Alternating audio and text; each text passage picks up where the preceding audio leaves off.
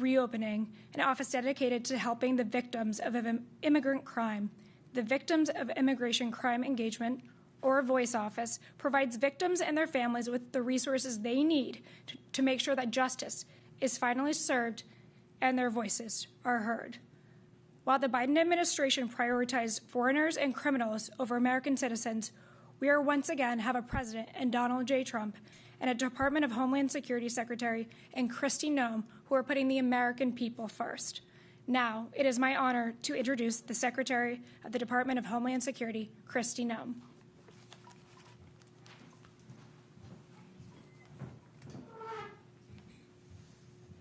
Good afternoon, everyone, and thank you so much for being patient this afternoon.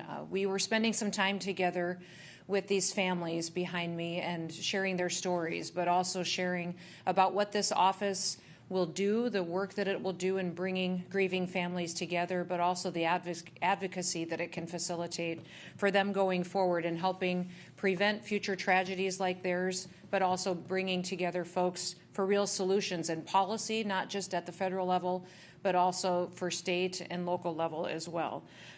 It was a powerful time together, and it did go longer than expected, but for me, I'll be forever changed by the stories these families told, the details they told me, but also the advice and wisdom that they've given from years of suffering and grief, but also knowing that loss in your life changes everything forever. Listening to them speak, you recognize the reality of what grief is, that when you lose someone that is this important to you in your life, that forever the rest of your life is determined by that day. That everything that you reference from that is, though that was before they were taken from us, or that happened after the day we lost Jocelyn, or that happened before Drew was killed in an overdose. And that is what these families' lives were forever changed by what happened to them and what gives them the strength to stand up here now and continue to tell their stories. I truly believe that one of the greatest honors of getting to be the Secretary of the Department of Homeland Security is getting to interact with Americans like these families that don't believe that they have special gifts or talents or think that they have something incredible within them that makes them want to stand up in front of people and share their stories. It's that they have incredible strength because of what happened to them, and because they found that strength within them to tell their stories and their testimony, that they literally saved America. I believe that by them telling these stories, they woke up the American public to make a change in leadership in this country, that now we have consequences for people who break the law. Now there is enforcement of our laws, that people know that it matters when you do right, and there are going to be severe consequences when you do wrong. These families behind us stood up and told about their grief and their suffering, what their children went through, what their siblings went through, and because they did that, American families rallied around them, and they put a president in the White House that now is willing to take tough actions to take our country back and put it back on a foundation for which our founders envisioned when they gave us freedom and liberty and the ability to live in a country that truly is special and safe. So thank you for being here, and thank you to all of the folks behind me for sharing your stories. When I took the oath as the Secretary of Homeland Security, I pledged that I would work to protect the American people from all enemies, foreign and domestic. And let me be clear, we have enemies living among us. Because of what the Biden administration has done by opening our borders, they have allowed terrorists, people that are on the terrorist watch list, dangerous criminals, gang members, and criminals to enter our country and to perpetuate violence on American families. And that is going to stop now. The book of Proverbs tells us that it is for us to stand up and to speak for those who can't speak for themselves today. And there are a lot of statistics in the world, but Greg was sharing earlier today about the fact that just since 2019, we have 1 million parents that have grieved and lost their children just because of fentanyl, and the loss that this country is suffering because of drug overdoses and trafficking is taking out the next generation of Americans. So it's up for us, and it's our responsibility every day to speak for them because they can no longer speak for themselves. I'm standing here today with angel families who lost their loved ones, and as I listened to them, I was changed, not only by what they said, but by watching their faces and the emotion that hit them. Today we have many that told their stories. Alexis, you're familiar with, as she lost her daughter Jocelyn, but also Jackie spoke very powerfully about the fact that, we fear that people will forget those that we love. I think one of the greatest fears of losing people is that people will forget them and that forget what they were like. She talked about how Jocelyn was a happy girl and funny and gifted and talented, and we should remember those traits, not just how we lost her. We also have others here, Sabina, Tammy, and her husband, Jeremiah, who talked about being unfiltered, which I think it's probably time for us to be a little unfiltered when we talk about the reality of these tragedies. Anne and Doris, Doug and Patricia, Greg, Amanda, who, if you remember Amanda telling her story about being attacked in San Francisco, having her skull fractured and still feeling like she didn't go through the suffering that other families did, but her life was changed forever by that illegal alien that didn't face any consequences for being in this country and perpetuating crimes.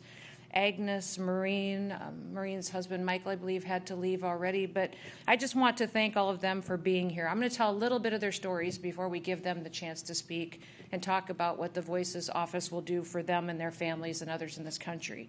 Tammy's daughter, Kayla, was just 20 years old when she was strangled to death by an illegal alien in 2022. She was in her bed sleeping after working the night shift when her killer broke in and attacked her. Kayla's killer was a member of MS-13, and he came into this country illegally from El Salvador and was able to get in due to the open borders of the Biden administration. He was a known gang member, and he was sentenced to 70 years in prison for Kayla's murder. But he was allowed, even though he had that criminal record in El Salvador, in this country. Ann Ferdner's son, Weston, was just 15 years old. He played football and hockey. He loved to surf, and his life was cut short when he was poisoned by fentanyl in 2022. I think you all remember the powerful speech that she gave at the convention last year that really changed a lot of our hearts.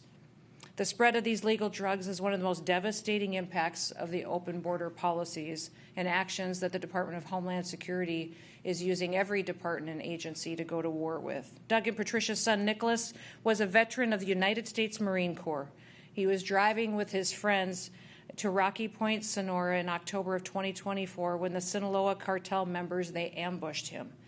They chased him down and shot him in the back while he was trying to escape. And he was just 31 years old and was serving in our military. Now the Sinaloa cartel is one of the cartels that President Trump has targeted and has designated as a foreign terrorist organization. And that is going to bring all of the departments, agencies, and the military to bear to fight these organizations as the terrorists and the enemies of the United States that they are.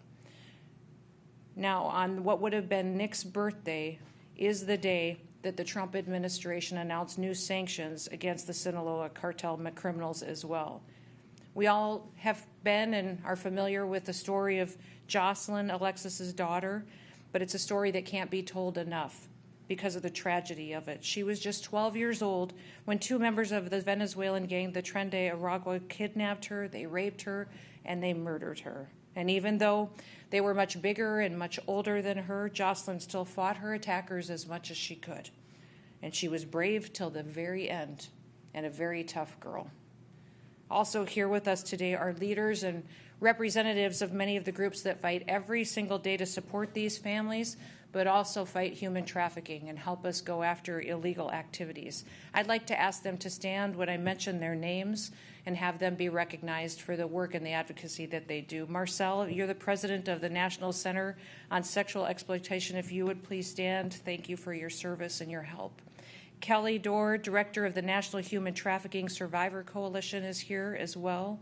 Rochelle Kenyon, CEO and attorney at Collective Liberty, thank you for your work, especially in the courtroom and all the legal advice that you give.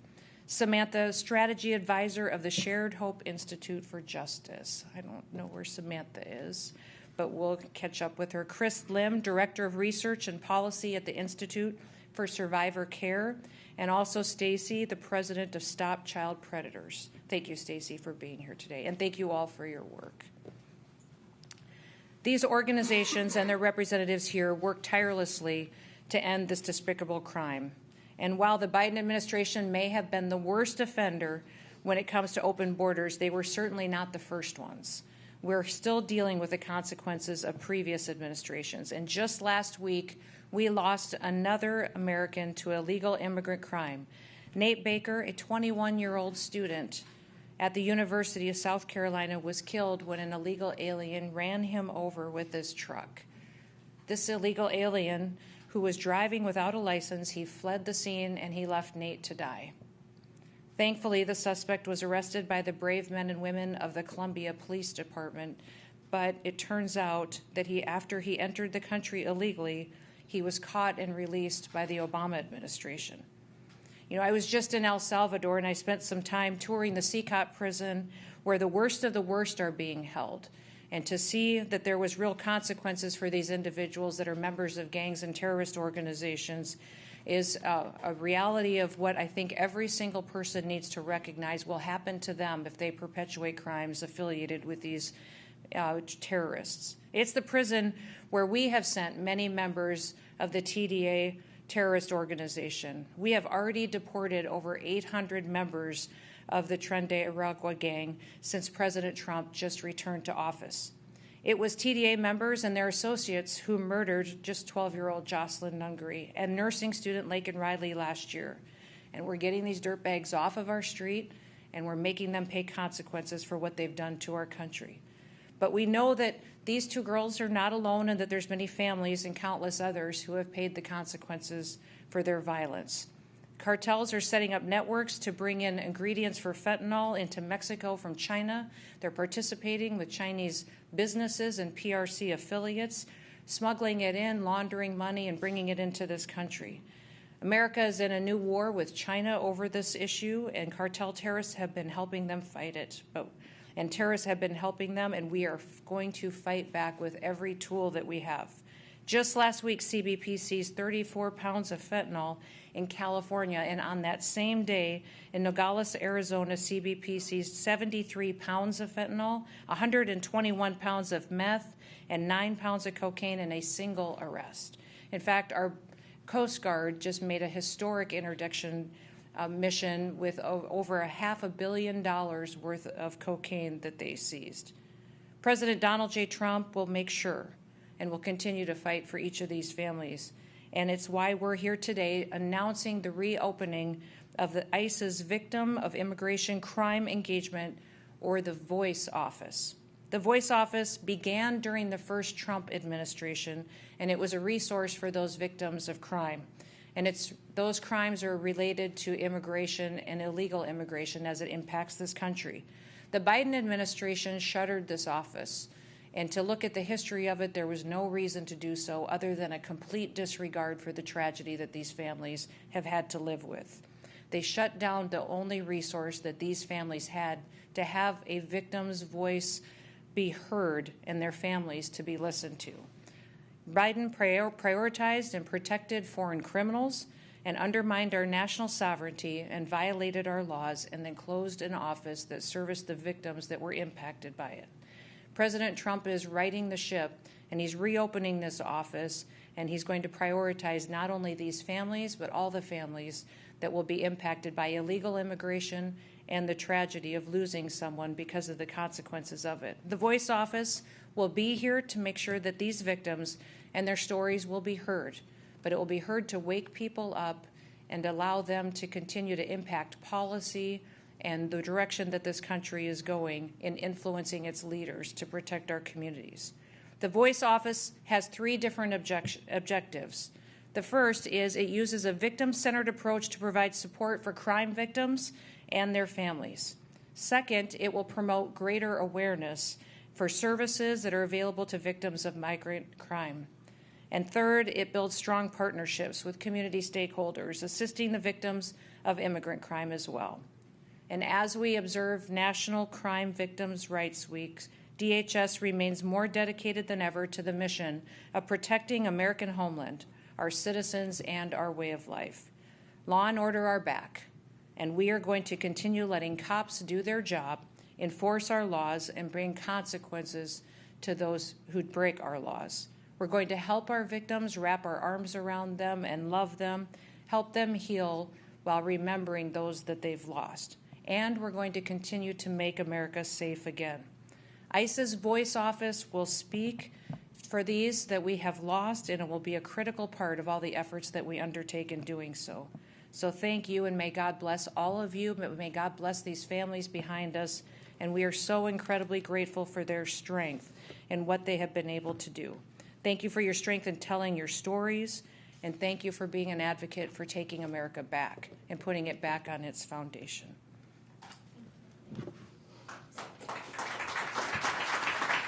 Thank you. Sabita Durden-Coulter, mother of Dominic Durden. Good afternoon. Before I start, I want to say thank you to Madam Secretary for everybody in this team, the highest job to the lowest job. This means the world. We don't feel alone. I don't feel alone anymore. I'm known as Dom's mom, and I brought him with me. That's all I have of my child, my only son, Dominic. I came from Germany with my son the legal way. We didn't climb fences. We didn't dig under fences. We applied. Took us a long time, paid a lot of money, a lot of paperwork. And I still remember receiving my resident alien card.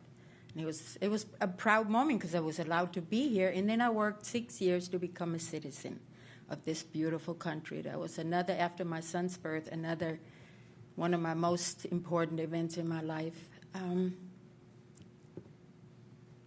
We were proud to be here. My son, he called himself German Chocolate because he was born in Germany, and his color explains the rest.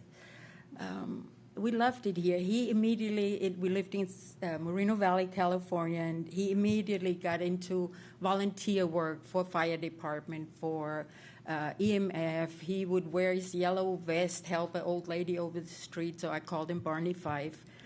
And 4.0 student, best friend to everybody who ever met him, love of my life, my rock, got me through a lot. We both ride motorcycles. He learned how to fly, so he took me for flights.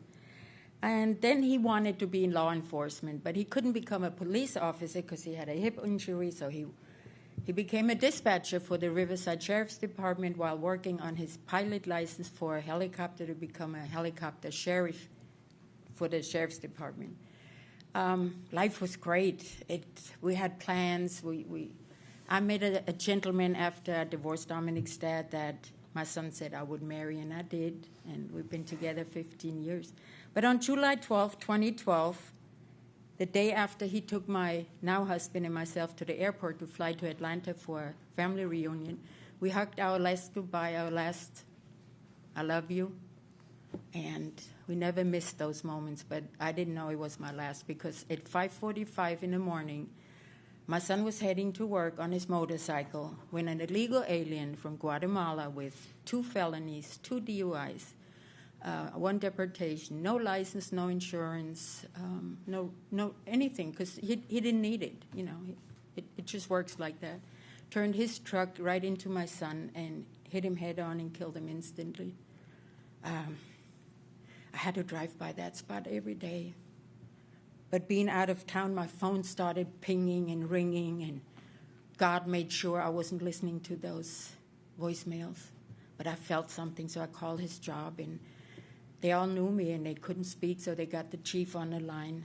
And those words that you hear in movies, and you go, oh, when you hear them about your loved one, you will never forget that moment. I'm so sorry to let you know Dominic got killed this morning. And I thought, somebody's playing a prank, because that's what he was. He was a big prankster, but he wasn't. So we had to come back to California. I'm in denial. I don't know what day it is. Everything in your world stops. Your heart explodes. You hear it breaking. You can't breathe. And you still, no, he's going to pick you up at the airport, but his best friends picked us up. And since then, right after he was killed, everybody, the DA, everybody was there, but nobody told us it wasn't illegal. So I thought, well, I calmed myself. Accidents do happen.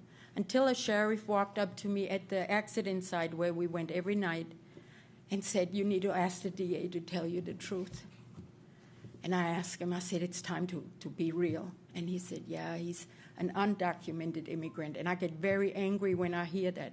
If I leave my license at home when I drive, I'm an undocumented immigrant. Otherwise, you're an illegal alien. That's it. And, well, sanctuary state, the judge knew the killer, and they gave him a deal. He got to bail out for $10,000 cash while we had hearings. I thought he would leave, but he didn't because he knew he was protected. And then the judge told me after my victim's impact statement that he wished he would have known all this. But he made a deal with the killer of my only child, and he has to honor that. Now, I thought there were cameras to prank me or something. So he got 9 months, 5-year probation with a misdemeanor, vehicular manslaughter misdemeanor without gross negligence. And he served a total of 35 days. That's all my son was worth, his life. And after I knew it was an illegal, I started speaking. I was deathly afraid of any of this, but I started speaking because nobody would listen. Everybody backed up, the media backed up, until Donald Trump, one of his team members, called my phone and asked if we would meet him in L.A., and I hung up because I thought it was a prank call.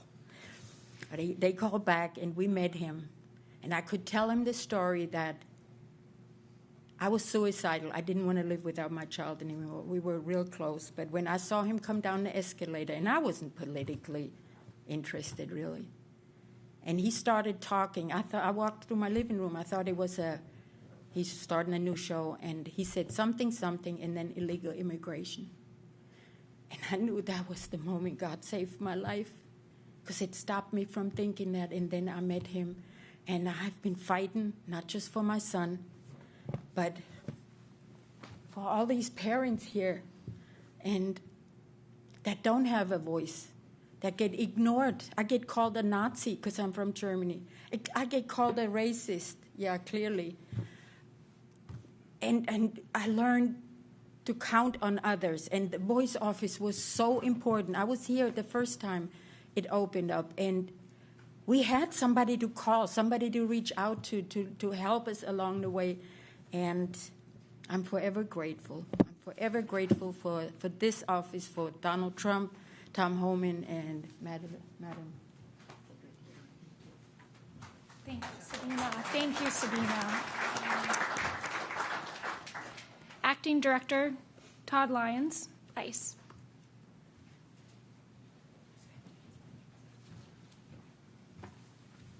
Thank you, Tricia. Good afternoon. I'm ICE Acting Director Todd Lyons. I'm honored today to host our Secretary, the representatives of all the victim organizations, the ICE Chief of Staff, John Fury, my Deputy, Madison Sheehan. But most important of all, I'm honored by our angel families that are behind us. It was truly humbling and a wonderful experience to sit with you today. So thank you for allowing me to hear stories. I really appreciate it.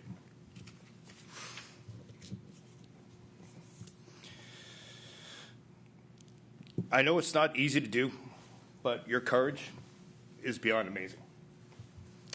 It helps us honor Dominic, Alexis, Kayla, Matthew, Weston, Nick, Ronald, and Drew as we pursue justice for other families that have been torn apart by crimes with an immigration nexus.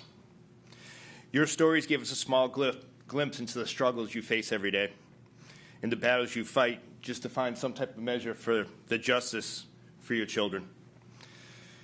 This also helps people understand how important the ICE public safety mission is.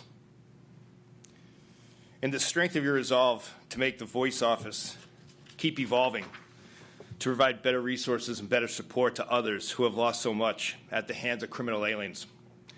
And thank you again for sharing your children's stories today. As Secretary Noem said, ICE is proud that we have relaunched the Victims of Immigration Crime Engagement Office in accordance with the President's executive order protecting the American people against invasion. The Voice Office lets us take a proactive approach to helping people who have been victimized by criminal aliens. The caring, compassionate staff of the Voice Office work with local victim advocates, law enforcement, and victim service providers to help victims and their families get the services they need including access to social service professionals who can refer them to victim advocates in state in their local communities, as well as other federal resources that are available. They also help victims, their families, and victim advocates sign up for notifications so they can keep track of a criminal alien's custody status. And in some cases, the Voice Office can also provide victims and families with additional information on an alien's criminal history as well as their immigration history while they're in the United States illegally. In certain cases, the Voice Office also helps victims get a chance to provide that powerful impact statement. The Voice Office helps all victims of immigration-related crimes. This means if someone's victimized by an alien who's in the United States on a visa or who is otherwise here legally, the Voice Office can still help. I want to make it clear that the Voice Office help isn't limited to specific crimes. Whether an alien commits fraud, sexual abuse, murder, drunk driving crimes, battery, or other criminal offenses, we can help. There's no question that Dominic, Matthew, many other Americans have lost their lives to people who should have never been in the United States in the first place. Now, with the President's support and Secretary Noem leadership and these brave families that are behind me, who are willing to share their stories with the American public, ICE will be better equipped than it has ever been to stand up for victim crimes and connect them with the resources they deserve. Again, thank you so much, and the men and women of ICE are committed to making sure that these type of tragedies never happen again. So thank you. Thank you, Trish. Thank you, Todd. I'd now like to introduce Maureen Maloney, mother of Matthew Denise.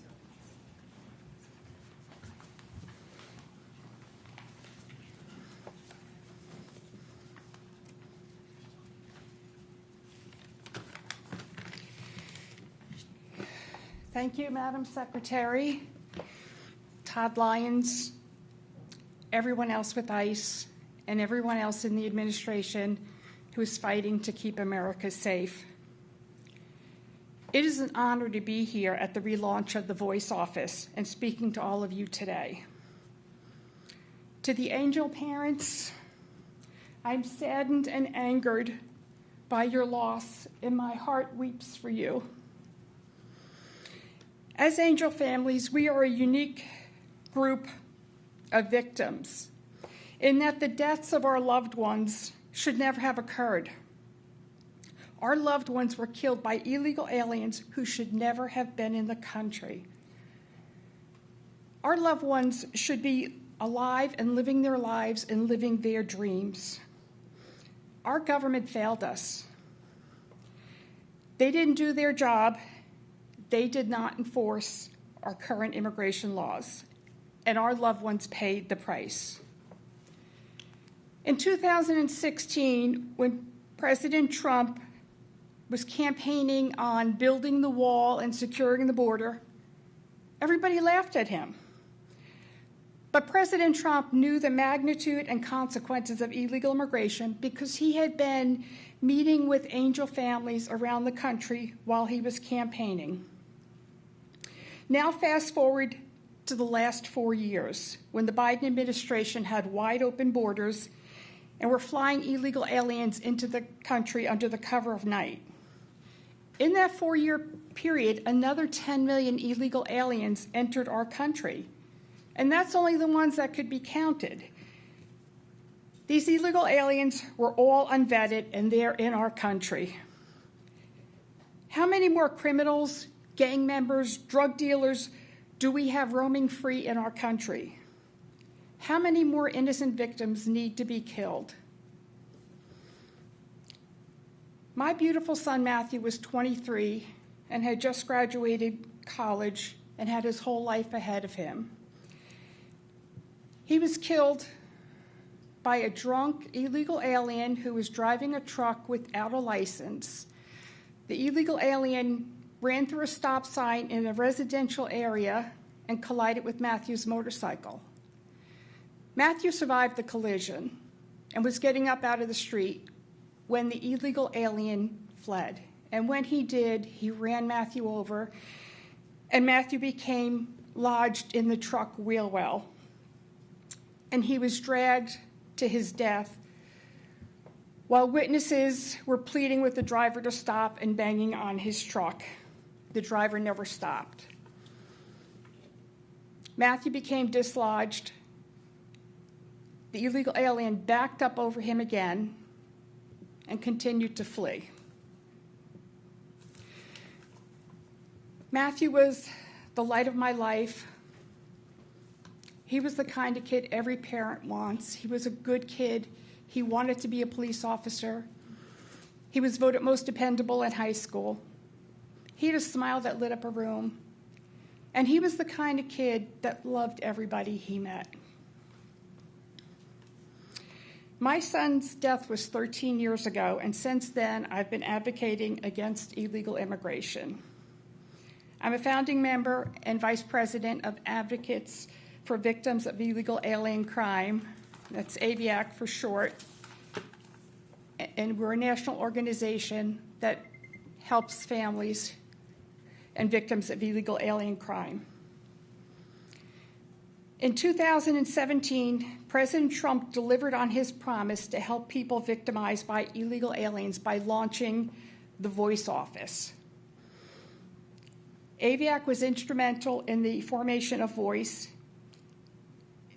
Voice is an organization that is staffed by specially trained liaisons who can provide victims and their families information pertinent to the illegal offender's immigration status and custody status. Voice can also address their concerns and questions regarding immigration enforcement and providing local contact for resources and referrals. You know, when a tragedy like this hits your family, first of all, like Sabina described, your world just stops. And as the weeks go on, you realize the world is moving on, but you haven't. Your life stopped the day your child was killed. And I remember every morning after Matthew's death, waking up and shocked that I actually woke up. Going to bed every night, I thought for sure I was going to die of a broken heart. These liaisons at Voice are there for the victims. It's difficult enough going through a judicial system, or in some cases, the illegal alien doesn't even get apprehended. You need specialized people in immigration who can help out the victims.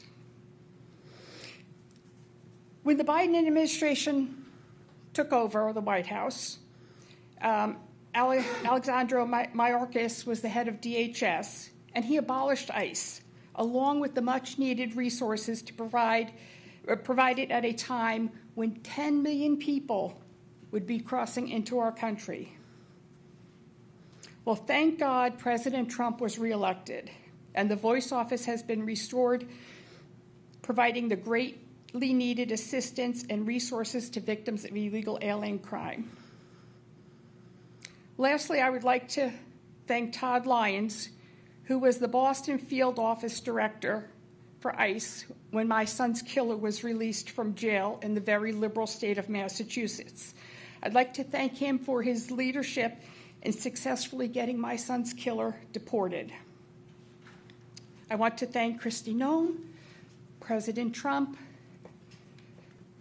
Tom Homan, everybody involved with getting rid of the illegal aliens in our country and securing our borders so that fentanyl doesn't keep coming across. I want to thank them, and may God bless them and protect them. Thank you, Voice, for assisting victims of illegal alien crime during their darkest days.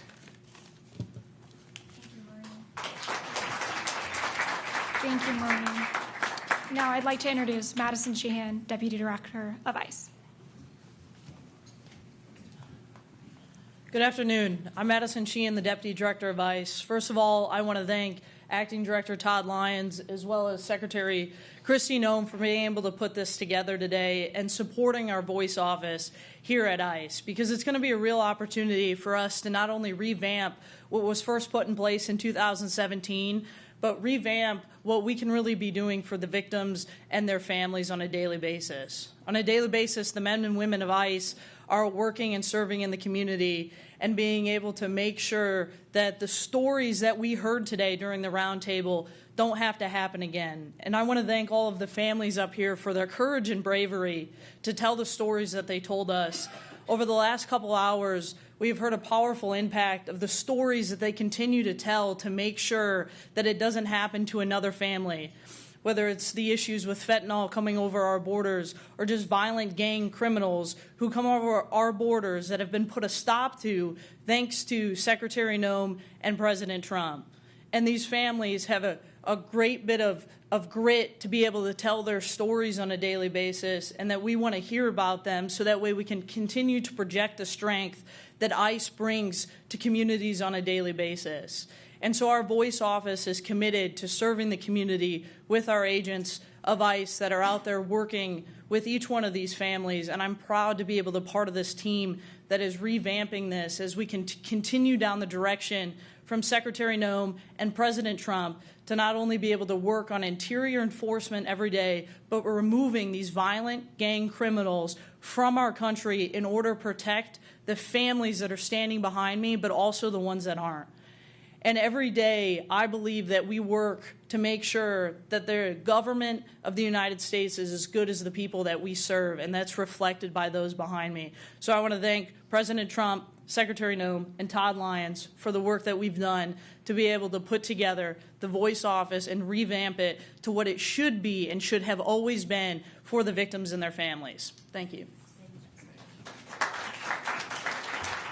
Thank you, Madison. And I know we are running a little bit behind, but we will take just a few questions from the press.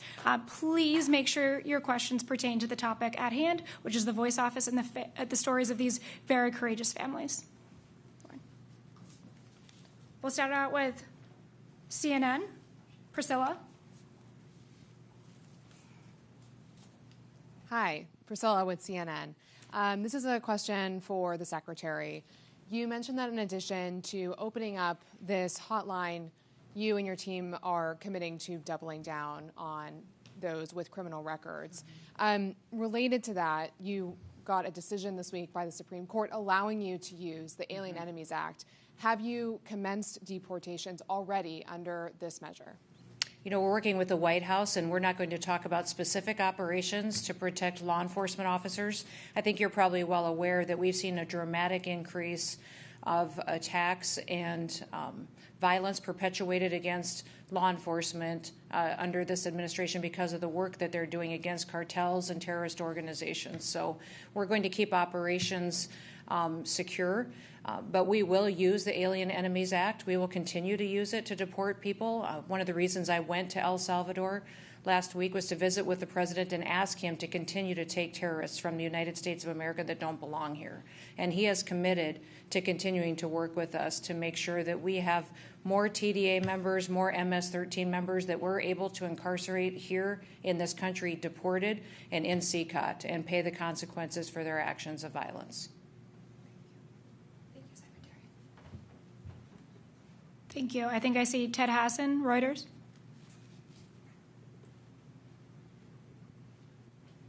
Thank you. This is a question for Secretary Noem as well. Regarding the Venezuelan alleged members of Tren de Aragua who were deported to El Salvador, is there a reason the administration can't release their records or their criminal records if they are indeed dangerous criminals or gang members? You know, these are all individual cases that we won't get into specifics on, but we have incredible intelligence capabilities at the Department of Homeland Security and casework that has been done not just by ICE individuals, but by other departments and the Department of State, that we're confident that people that are there should be there and they should stay there for the rest of their lives. Thank you. I think we have time for just one more question. I see CBS. Nicole. Hi, thank you so much. A question for Secretary Noem. We've heard all about ICE investigations that have brought justice to these families. Earlier this week, it became clear that ICE will begin sharing information and requesting information from the IRS to aid in its criminal investigations. I'd like to know, when will that sharing begin? Given this information is usually guarded, what information will ICE now have access to, and how will that be used to aid ICE in arresting individuals here illegally? Yes, so this is an unprecedented announcement that in partnership and agreement that has been made between ICE and the department in order to make sure that we're using every tool that we have to go after criminals. I think the American people need to be confident in the fact that their personal privacy will be protected and that this will be a targeted agreement that will go specifically after individuals who do perpetuate violence and enact crimes in this country. We'll continue to talk about the specifics of the agreement, but right now that needs to be unveiled in a way that is transparent to the public and in full, and so we'll be giving that to you. Well, thank you all. That's all we have time for questions. Please follow up with the Public Affairs Officer for any follow-ups. Thank you to Secretary Noem. Thank you to Acting Director Todd Lyons. Thank you, Deputy Director Madison Sheehan. And thank you to these courageous families for sharing their stories. We are so honored.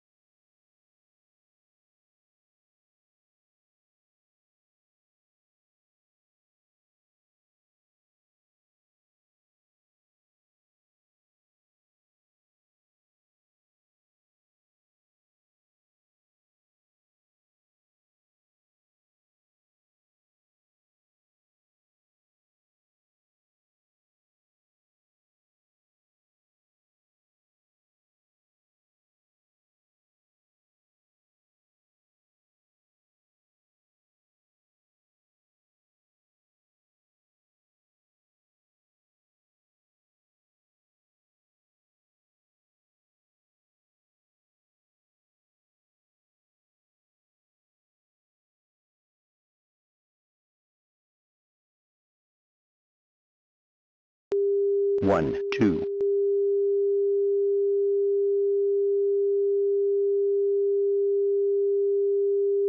1, 2.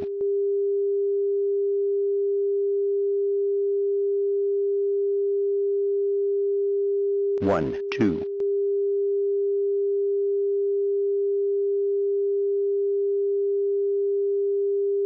1, 2.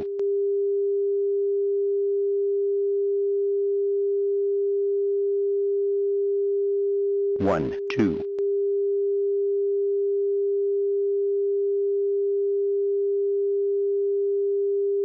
1, 2.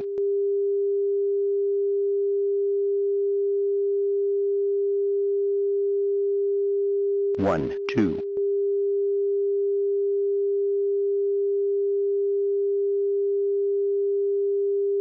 1, 2.